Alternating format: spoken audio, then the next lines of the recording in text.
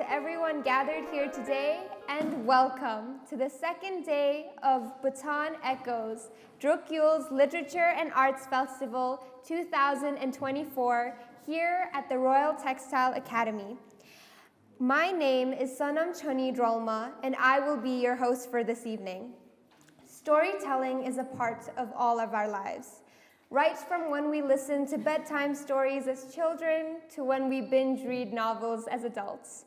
The captivating pull of storybooks with beautiful illustrations is what brings us in as kids, and we hold on to that captivation as we grow. Today, we will look into the magic of storytelling and illustration as we continue to enlighten our minds, evolve our interests, and evoke our joy. And as we have evolved from Drukyul's Literature Festival to Drukyul's Literature and Arts Festival, we bring to you a captivating blend of both literature and the arts today. Our very first session is titled How Stories Come Alive, and it is one that I am personally very excited for. For this session, we have Miss Carla Haslbauer, Miss Sohaila Khaled, Miss Yeshey choden, and Miss Johanna Schaible.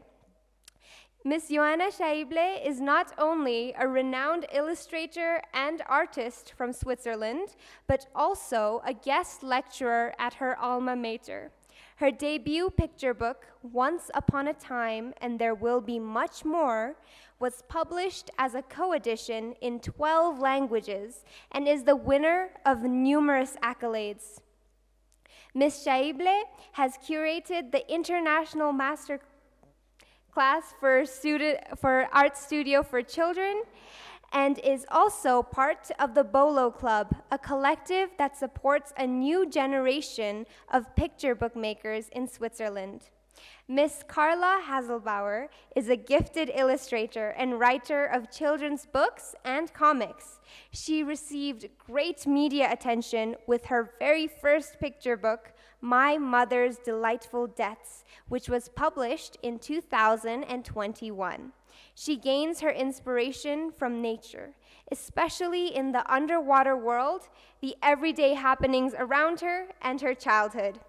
Furthermore, she is also the curator of the Bolo Club. Miss Sohaila Khaled is a talented Egyptian children's book illustrator who has brought life to over 20 books for publishers across Egypt and the Middle East. A self-taught artist with a background in pharmacy, Miss Khaled's vibrant illustrations are inspired by her cat, her studio, and the beautiful Egyptian countryside. Today, she joins us to share her journey and her artistic evolution. And last but not least, Miss Yeshey choden is a satellite engineer by profession and STEM advocate by passion. In 2022, she co-founded the Women in STEM group to promote and empower girls and women in STEM. She also formed the Thimpu Robotics Club. Embrace, Miss Yeshey's first book, which is a collection of poetry, was published in 2022. In 2023, she published her second book called Rimella, The Last Star, a fictional children's book inspired by the star. Please give them a warm welcome as they begin their session.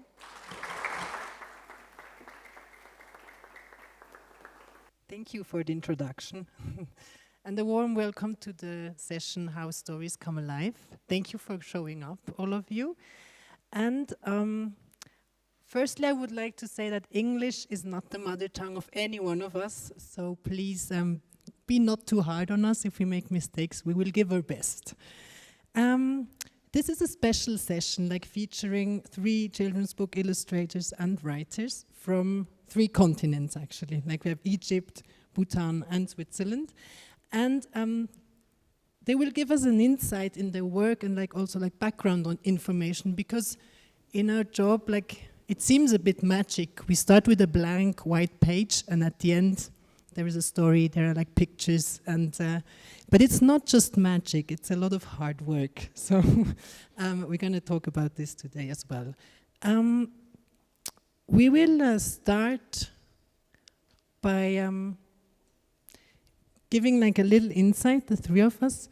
Now I have to go back to the beginning because actually I wanted to thank for the invitation to the Bhutan Echoes and to be part of the family in like this year's edition, and also thank the patron, Her Majesty the Royal Queen Mother, that invited us. So I have really to go back because this is very important. I think we'll just jump into the session, and maybe Carla, you can start with, she will show some pictures and tell us a little bit more about her work and the picture book she's did. Thank you very much. Thank you, Johanna, for the introduction. And thank you, Bhutan Echo, for this invitation. I'm really honored to be here and talk about my work. So yeah, I'm Carla Haslbauer, and I'm an illustrator for children's books and sometimes an author too. And can maybe talk a bit just where I live. I live in Switzerland, and I'm actually from Germany, but I'm based in Basel, in Switzerland. You will see a lot of pictures here behind me because we are picture makers, so pictures are part of our job. Here in the background you see my studio. It's next to the river Rhine, and I share this place with 30 other creative persons, so it's a very inspiring place.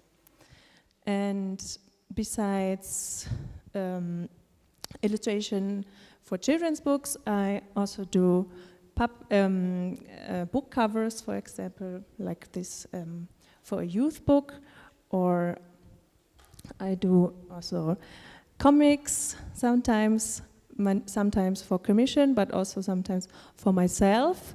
Like behind me, you can see a little comic about an experience I had with my first student job, and it was a little disaster with my hair. And then I'm also doing a lot of private work, more painting, and besides illustration, I also do a lot of readings and with my picture books, because doing just illustration is not so easy to get money. So readings are really a part of my job, and also my money job I do as I'm working in at the Cartoon Museum Basel. So that it's really important maybe to know that it's not only just illustration. And now I'm talking more about my picture books. My first picture book here on the table. It's the title is Die Tode meiner Mutter in German, and the English title is My Mother's Delightful Deaths. And I wrote the story by myself, and I did probably also the illustrations, of course. And you're probably wondering what's behind this title. It's basically a story about a family where the mother is an opera singer, and the everyday life and the theater world is mixing together, and the children in this book are getting inspired by their mother's job, how she acts or how she dresses, and very importantly, how she dies on stage. Because I don't know if you know opera, but it's very common that the female actors or like the female figures are dying on stage. So it's part of this job, and these children are growing up with this mother. So you're also probably wondering how I got this idea for this specific topic. Very easy. It is inspired by my mom. She's an opera singer, and this story is basically about how I grew up and how I saw her dying on stage. It was not that traumatizing, I can say. It was very inspiring. And working with this kind of topic, or working with memories is very differently than working with in foreign text, for example, because it's really coming from the inner self and the memories, and also really like the memories of how it felt to be a child in the audience, for example, and to see my mother die. So it's very, it's really another kind of work. And now I will dive into my second book. The title is There Are No Dragons in this book, and this is the text is written by Donna Lombo-Weidner, so it's a foreign text for me. So I just did the illustrations, and working with a foreign text is much more like a getting like a task or a problem to solve, because it's sometimes really challenging. I will show you later. So the story is about a group of children who are chasing dragons in this house. And you can always see some hints of this dragon, but in the text, there's like a narrator who is always saying, there are no dragons. What do you see? There's no dragons. I mean, the title is saying there are no dragons in this book, so believe the title. But in the end, or like in the middle of the book, it reveals that the narrator is actually a dragon by himself. So I actually this this book is gaslighting children a bit. And in the very end, you can shake the book and all the hidden dragons falling out of the middle part. So there are dragons in this book, actually. Working with this text was not easy, because in the text there were no characters described. There was only the narrator, who was a dragon, but there were no children described from the author, and also no space where it takes place. So I needed to invent everything for this whole story. So basically I really invented like a story next to the text. So that includes all the characters of the children by name and by hobbies. I really needed to draw them with their hobbies to get to know them, because they are not described in the text. And of course the dragon too. So that was really a different kind of work with this book. Good afternoon, everyone. I'm Yeshey choden, and usually I'm in my lab working on satellites, but this is quite an unusual experience for me, but a very fun one as well. And today I would like to talk about my book, which is called Remela the Last Star. And this is my first try at a children's book. I'm not sure if I did justice to this, but I would really like to give credits to my illustrator, Yeshey Selden, because she worked with me on my first book as well. And we could really communicate well with each other, and she really understood what I wanted out of my books. So I asked her to do my second book as well, and I wrote the story.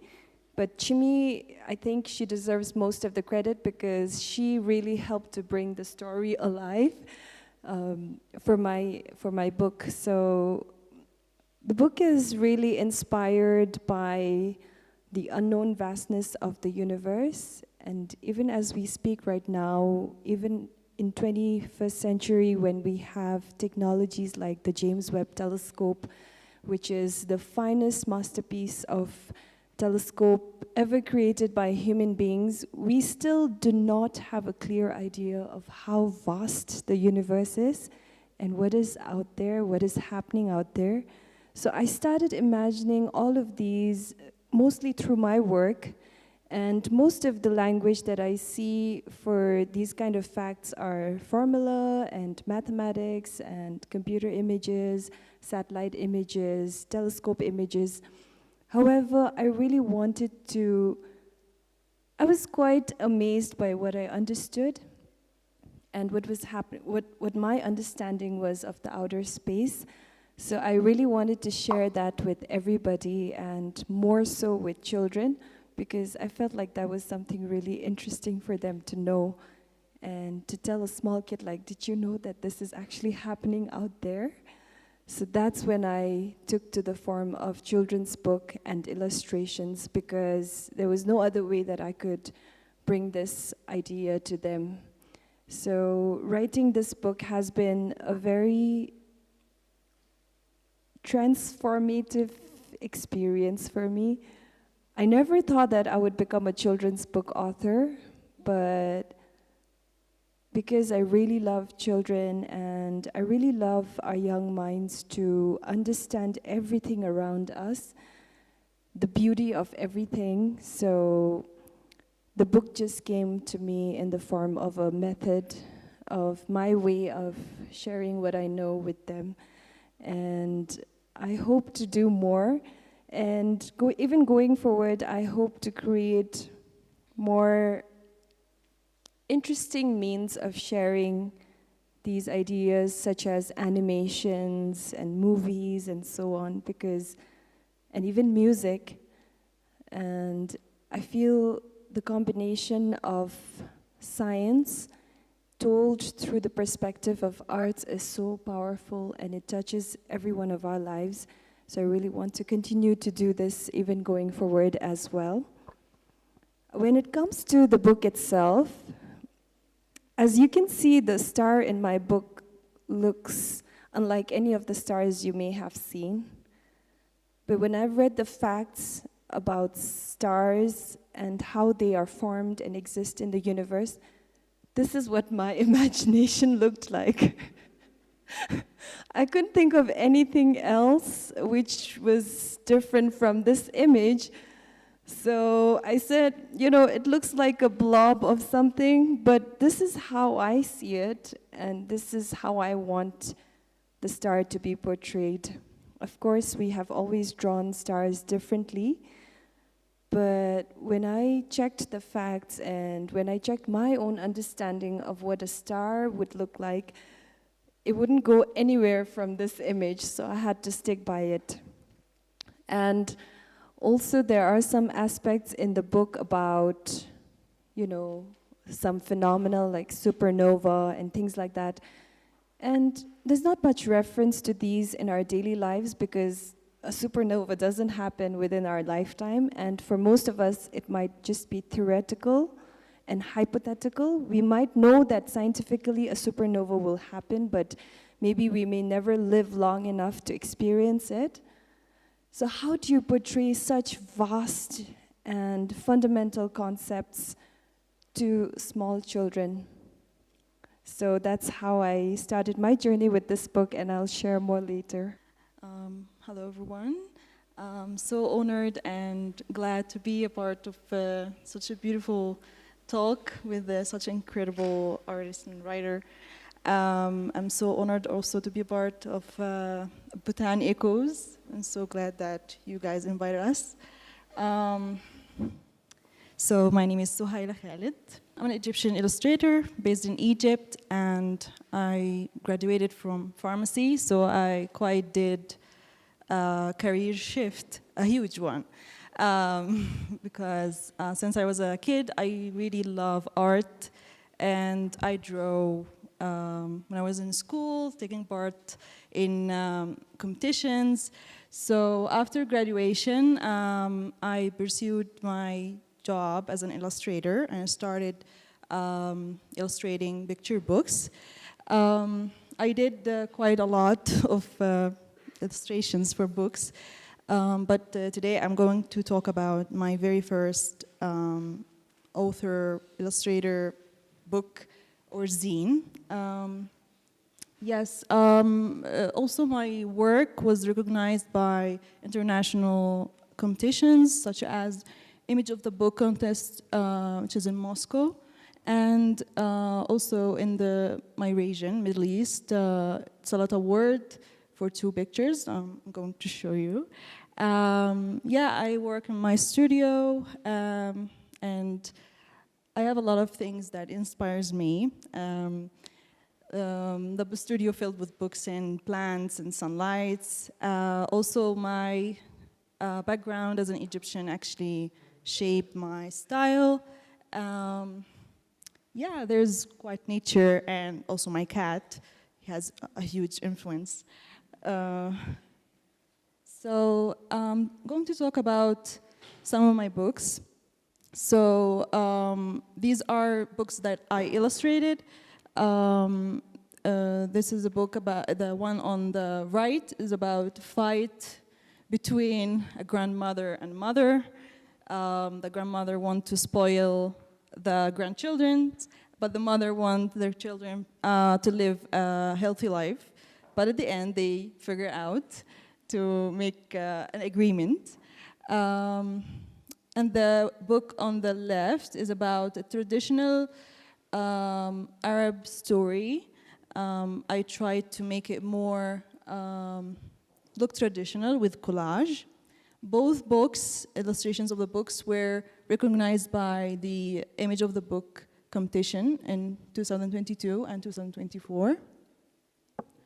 And this book, Akh, which means in English, oops, is about a girl who always forgets everything. She was invited to a birthday party, and when she go out of her house, she forgets something, she come back, and then she go out, forgets something, she come back, like for 10 times, and at the end, she discovered that it's not the day, the birthday, so she made sure to make a to-do list, so next time she can remember everything. So I would like to talk about my inspirations to find ideas for stories. I'm going to talk about it shortly so we can discuss later. Actually, my culture is a big part of what I do in my stories and creation of illustrations. Folktale stories, we have quite a lot in the Middle East and especially in Egypt. So here in this actually, a story I made myself about a folktale story about a grandmother and her granddaughter going to fill the boat with water from a river that they say that it's cursed. So the granddaughter, when she knew that it's cursed, she was trying to save her grandmother not to drink. So it's a part of a folktale with the traditional clothes of the countryside in Egypt. Also this one, clearly it's a bit of folktale and culture side. And this actually too about how the market with vegetables and fruits, it was a part of a book. It's like, it has the same idea of a book, Where is Waldo? Yes, yeah, it's the Egyptian version. And this is the countryside with a lot of details. So, no. The second thing I get inspired by, nature. And actually it's quite big part of my job and my country. And everyday life. So some bits of every day. And what I'm going to talk about my book is about my childhood memory. The books I have here, they're about me and my sister. They're quite amazing stories from our childhood. So these are some illustrations from the book. The first book is about my sister mimicking everything that I do. Yes, the way I draw, the way I speak. And then we figure out how to actually do everything together so well. And I accept that. And the second one is about us introduced to new neighbors. So they weren't actually care about making friends with us. but their dog and our cat actually get to be friends, and then they find common interests together, so we become friends. So, yeah, this is the book. It's an accordion book. Yeah, thank you. That's it. Thank you all for this very interesting insights in your work. We're going to start the conversations, and towards the end, we're going to open it up for questions for you as well. So allow me to start with this very easy question. So how do stories come alive? What would you answer, Carla? Want to start? I think, for my stories, I think my stories come to life when I'm very, very interested in a topic, and so much that I really want to talk about it. This is like the seed which is planted for these stories coming alive for me. Yeah. Thank you. We have to share the microphone, so you just please, yeah. For me, stories with my inspirations that I went through my presentation, when I maybe get touched by something, I feel the spark inside that I need to do a picture book about it. Like the memories of my childhood, I feel like I need to share this because it's really common between kids and siblings, have some things between each other. And I also talk to my inner child and just ask her if this is really interesting. It's not easy. It's full of trials and errors and experimentations. And at the end, we can get a nice idea. Yeah, but we have to have patience with the idea. So yeah. For me, I want my stories to come alive when I have lived through something, an experience which I don't see as common, and I have I have a secret of my own, and when I have gone through that, then I have this urge, just as both the speakers mentioned, an inspiration, something that is coming from inside, but pushing you to share your story with others. So for me, my stories are alive within me, but it comes out alive when I actually share it with other people. Yes, and in your case, you're a writer. When you write, do you have already images coming up? And especially with outer space, which is a whole kind of an abstract image for us as well. How did you work together with the illustrator? So I don't illustrate. It's not something that I am skilled with. So I speak to another person, and there's a lot of communication happening. So Yeshey Selden, she really gets me and tries to portray everything as I want to. Now, before going to Yeshey, I have to form an image of outer space, of the stars, and all the characters that I want in my story. So there's a lot of introspection happening, and I can gather a lot of pictures and facts and figures from here and there, but as I've already shared with you, nobody has a clear-cut understanding of what is exactly out there. So that gives you a lot of room for imagination, and a little bit of, I feel a little powerful because I feel like I can also create the characters myself. So here I've created Rumela, and if you check the Bhutanese dictionary, Dzongkha dictionary, or English dictionary, or any other dictionary that you may know of, there may not be any name called Rumela. So I purposely made up this name because that is exactly how abstract outer space is, and that also includes our lives.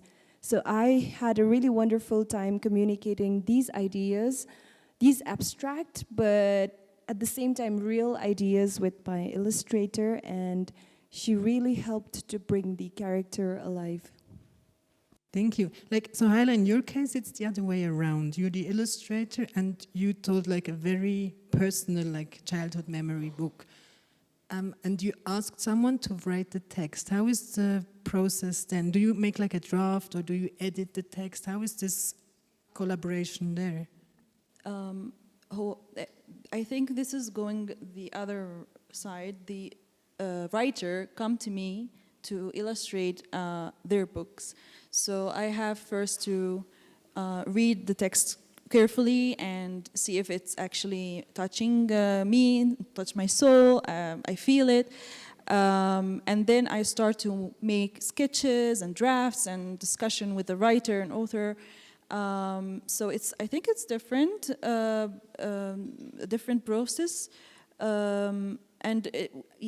Talking to the author is really important because they have their own perspective of the book, their own ideas or images inside. So I need to translate this into drawings and illustrations. So yes, this is how it goes.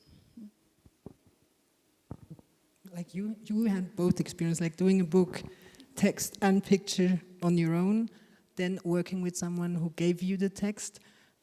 What is your next book gonna be? Is it like, will you work with another person again, or what was like your experience? I'm going to work both.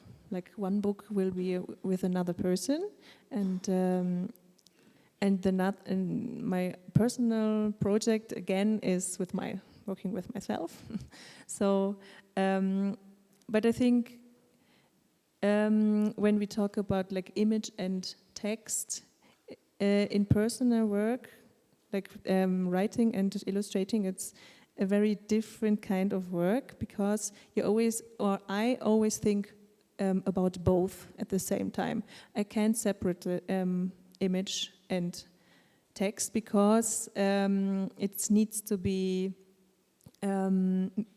it needs to work together, not separately. So this is very important for me, and this is the reason it's going to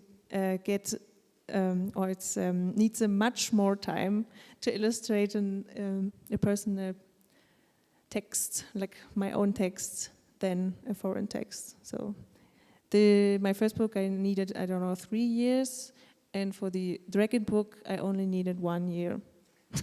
So this is the difference. And for my project now, the first idea of this project, it's going to be about fish because I love creatures like fish. And the first idea of this story was like 5 years ago, or longer, I don't know. Yeah, it's a long process. Yeah. We don't have a lot of time for but I would like to ask, and maybe I just ask the question generally, and you just can ask or answer with something you want to point out. But what are the biggest challenges on one hand, on the other hand, the biggest joys in creating a picture book or bringing a story alive? Maybe you can point out one experience you had, or as illustrator or as writer or in teamwork or whatever comes to your mind if you hear challenges and joys of working on a book. I think the biggest challenge is, first thing is the style. It's a bit challenging at first and needs time to find your own voice and discovering who you are. I think this is a bit challenging. But once you find your style, it's going smoothly. The second thing, I think, the teamwork, sometimes is a bit challenging to find the publisher houses or the author to have a good communication and there's no misunderstanding. Yes, so. Also, finance is a bit challenging to find quite great opportunities. Yes.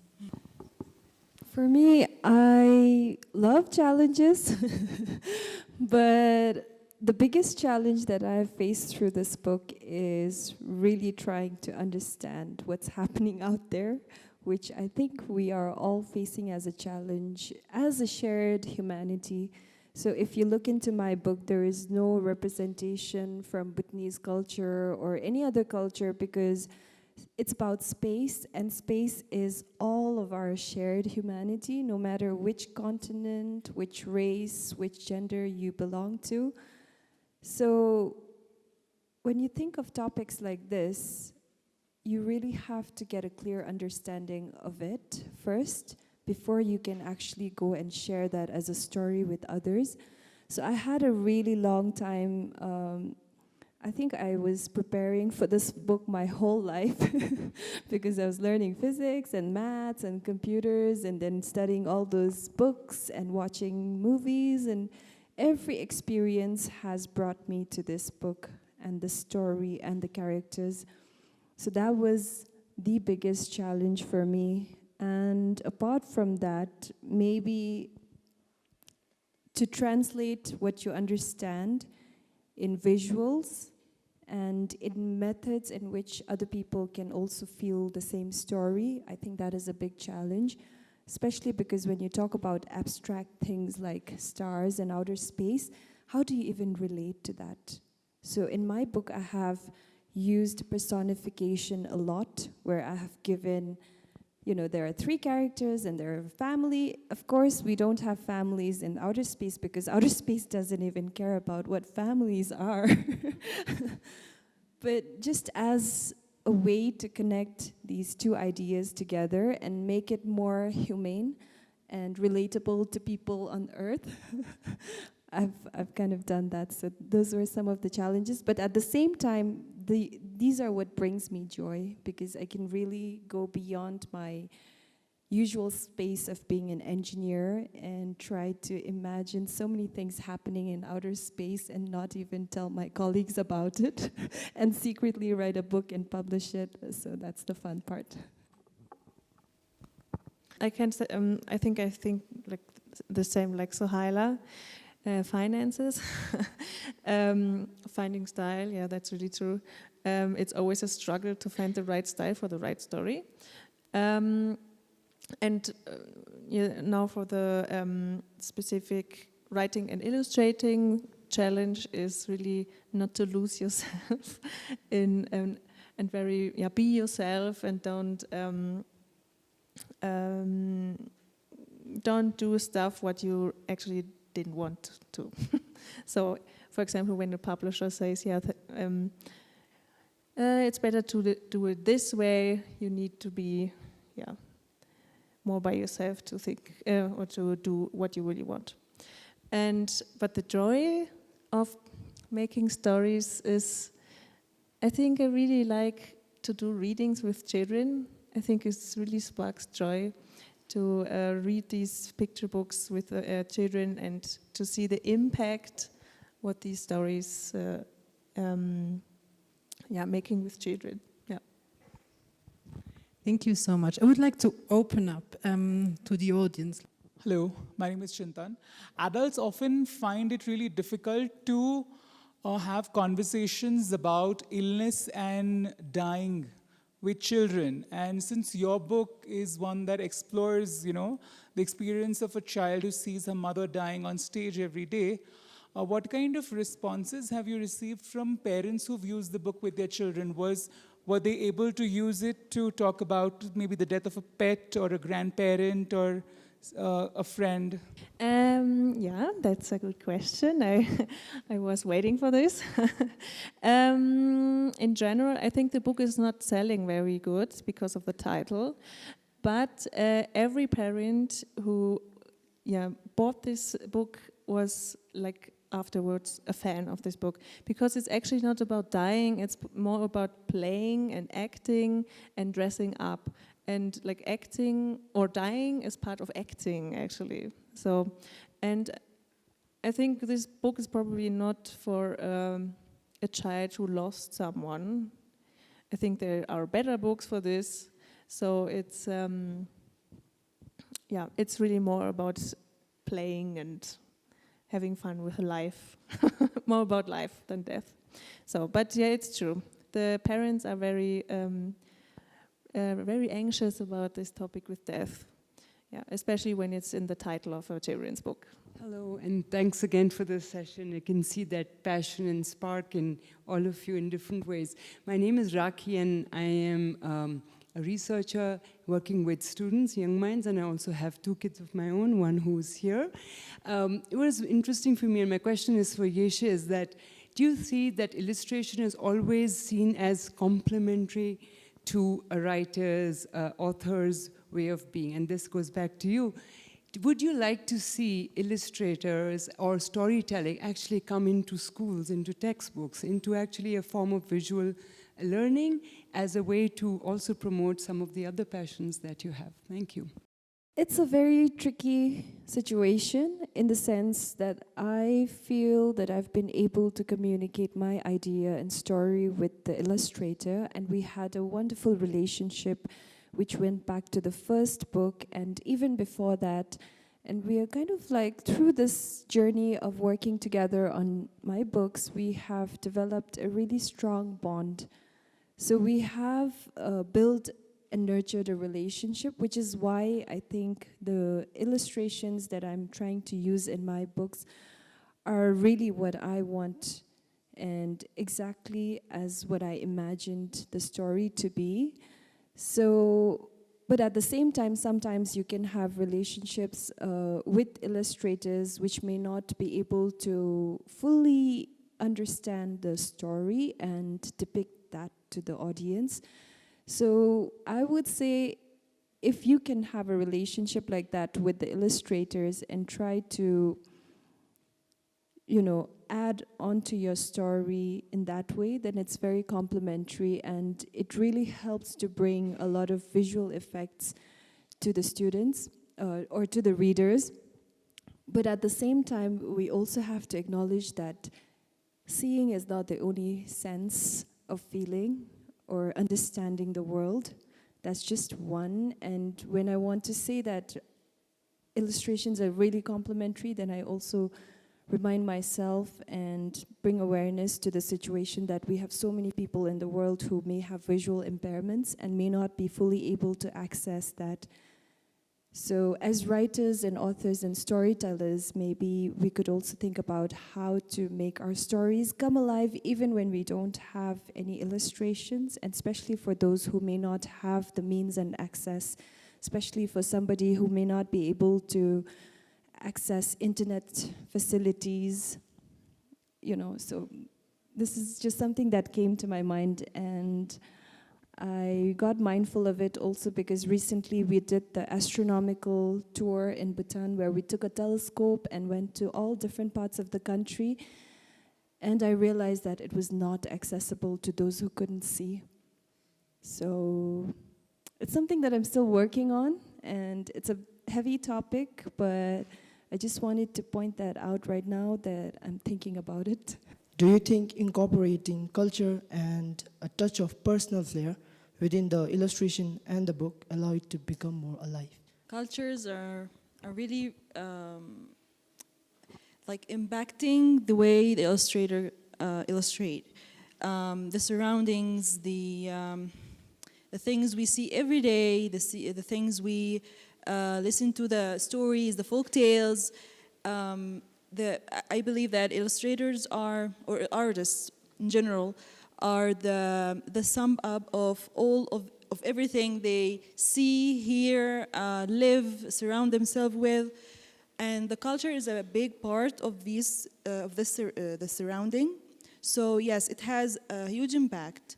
And the more the illustrator has his own voice, and this voice is impacted by the culture, the more the illustrators become more unique, the style is more unique. You can easily point and to know that this illustrators from where, which country, because now the world is now a small village and everyone can see each one's work. We can like have a global / commercial style that everyone goes with. And I understand how hard it is to find the style and communicate with the culture now that everything is now, the word is really small now and you can see everything with your phone and be impacted by these things. But yes, going back to who you are and where you're from and the culture and everything like that can make you more unique and make you a more outstanding illustrator artist. Thank you. I would like to thank you all for coming. I would also like to thank Pema Dema for the organization, all the volunteers, the technicians. We have been looked after so well.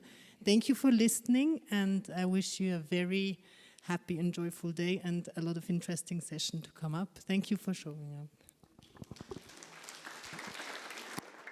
Thank you very much for allowing us to peek into your world of storytelling and, of course, the magic of storytelling. It truly gave us a better understanding of the behind the scenes of illustration and storytelling and writing. So thank you very much. Let's give them one more round of applause.